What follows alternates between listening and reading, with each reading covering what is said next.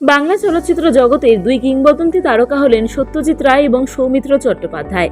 পরিচালনা এবং অভিনয় ছাড়াও এই দুই অভিনেতার মধ্যেই রয়েছে বিশেষ প্রতিভা। এবার চুপিসারেই কলকাতা শহরের বুকে থাকা এই দুই কিংবদন্তি তারকার স্মৃতিধন্য বাড়িতেই তৈরি হচ্ছে অফিস। এখানে কথা হচ্ছে দক্ষিণ কলকাতার লেক টেম্পল রোডের তিনতলা বাগান সমেত বাড়ি নিয়ে। একসময় এই বাড়িতেই ভাড়া থাকতেন বাংলার স্বনামধন্য পরিচালক সত্যজিৎ রায়। ওই বাড়িতে বেশ কয়েক বছর ভাড়া ছিলেন অভিনেতা সৌমিত্র চট্টোপাধ্যায়ও। কিন্তু কালের নিয়মে হাত বদল হয়ে এখন সেই মালিকানা চলে গেছে কর্পোরেট সংস্থার হাতে।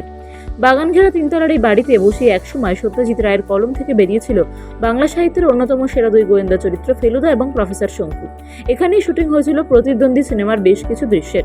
সত্যজিৎ পুত্র সন্দীপ রায়ের কথা জানা যায় 1961 সালে ওই বাড়িতেই সন্দেশ পত্রিকার নবজন্ম হয়। তিনি জানান, এই বাড়িতেই প্রতিদ্বন্দ্বী সিনেমার বেশ কিছু শুটিং দৃশ্যের হলেও তা পরে শেষ হয়েছিল তাদের বর্তমান বাড়িতে।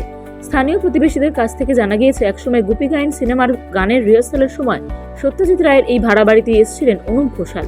এই বাড়িতেই প্রতিদ্বন্দ্বী সিনেমার শুটিং এর জন্য এসেছিলেন অভিনেতা ধৃতিমান চট্টোপাধ্যায়। সালটা ছিল 1959। সে বছর এই বাড়ির মালিক বারীন্দ্রনাথ বসুর কাছ থেকে তিনি লেক টেম্পল রোডের বাড়ি তিনতলার ফ্ল্যাটটি ভাড়া নিয়েছিলেন স্বয়ং সত্যজিৎ রায়। এই বাড়িতে তিনি ছিলেন 1970 সাল পর্যন্ত। তারপর তিনি উঠে আসেন বিশপ লেফ্রয় রোডের বাড়িতে। বর্তমানে সেখানেই সপরিবারে থাকেন সত্যজিৎ পুত্র সন্দীপ রায়। সত্যজিৎ রায় এই বাড়ি ছেড়ে চলে যাওয়ার পর বছর থেকেই সেখানে এসে ওঠেন সৌমিত্র চট্টোপাধ্যায়। তিনি ওই বাড়িতে ছিলেন 1986 সাল পর্যন্ত।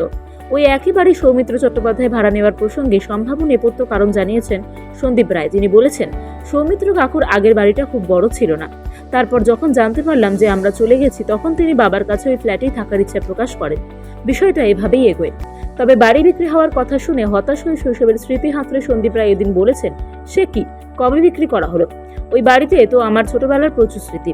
এরপরেই পুরোনো দিনের কথা জানিয়ে তিনি বলেন, ওই বাড়িতে ঠাকুমা দিদা সবাই থেকেছেন।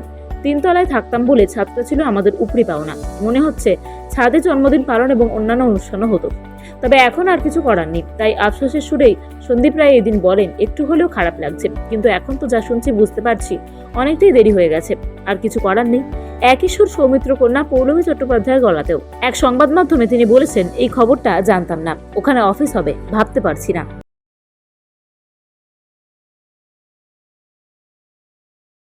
বাংলা চলচ্চিত্র জগতের দুই কিংবদন্তি তারকা হলেন সত্যজিৎ রায় এবং সৌমিত্র চট্টোপাধ্যায়।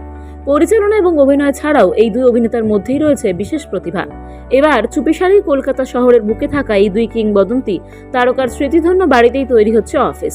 এখানে কথা হচ্ছে দক্ষিণ কলকাতার লেক টেম্পল রোডের তিনতলা বাগান সমেত বাড়ি নিয়ে। একসময় এই বাড়িতেই ভাড়া থাকতেন বাংলার স্বনামধন্য পরিচালক সত্যজিৎ রায়। ওই বাড়িতে বেশ কয়েক বছর ভাড়া ছিলেন অভিনেতা সৌমিত্র চট্টোপাধ্যায়ও। কিন্তু কালের নিয়মে হাত বদল হয়ে এখন সেই মালিকানা চলে গেছে কর্পোরেট সংস্থার হাতে।